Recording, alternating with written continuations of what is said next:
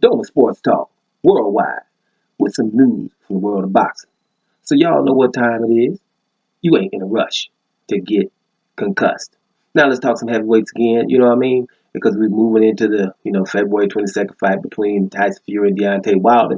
So Anthony Joshua can talk a little bit right now. You know what I'm saying? Because he ain't got to fight Deontay Wilder right now because he's locked in. So ain't nobody say nothing, right? Which I'm going to always say this first. If Anthony Joshua would beat Andy Ruiz like he did and said right then, I want Undisputed next, right now, then everybody would have fell in place. The sanctioned bodies would have backed off. Undisputed trumps that. We could have had that. We wouldn't have had Wilder and Tyson Fury. That's why I'm upset about it. So we could have had Undisputed. All you have to do is say it. I'm telling you guys, that's what would have happened. But seeing that we're not, we talk a little bit about Anthony Joshua. And, the talk is, because Joshua was in the interview, talk is, he had an anxiety attack before the Andy Ruiz Jr. Fight. And, he was talking about generally.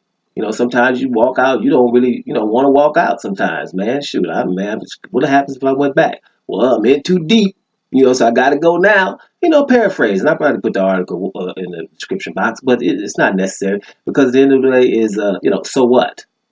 You know what I mean? That's not really headline worthy because I think anybody that got, a little bit of experience on them understands that, you're going into combat. Most of them going to have anxiety, a little fear, which is good, makes you on your defense. You do know you're going in there against somebody by trying to knock your ass out. So I don't see anything about that.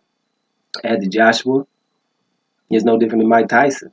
Mike Tyson is a menacing dude. Had the other guys ready to fall. Bruce Seldon and them, like, I'm going to fall. He hit me with something, I'm falling, man. Whatever it is. You know what I mean? So he had people totally fearful. But didn't we hear about Mike Tyson crying or something?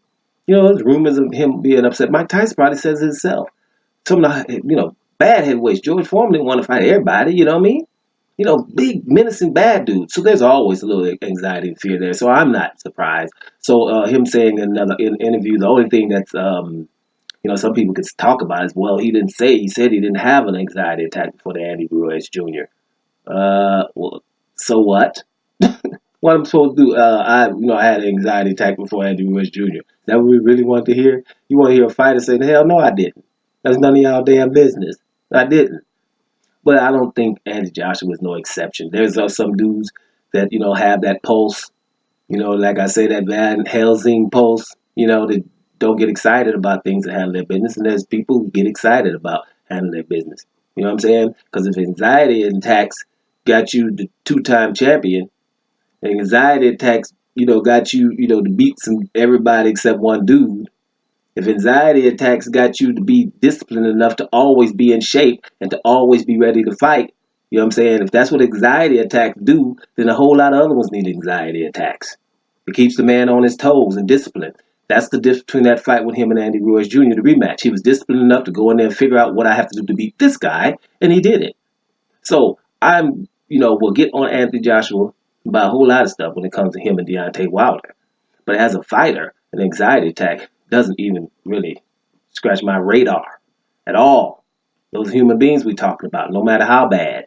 So yeah, it's a big bad dude, but he's fearful of stuff. And the anxiety attack he gonna get walking out there messing with Deontay Wilder, you know, I don't know if that might be the one he might turn around on. But then let's see what happens. Dover Sports Talk. Worldwide. And I'm up out of here, y'all.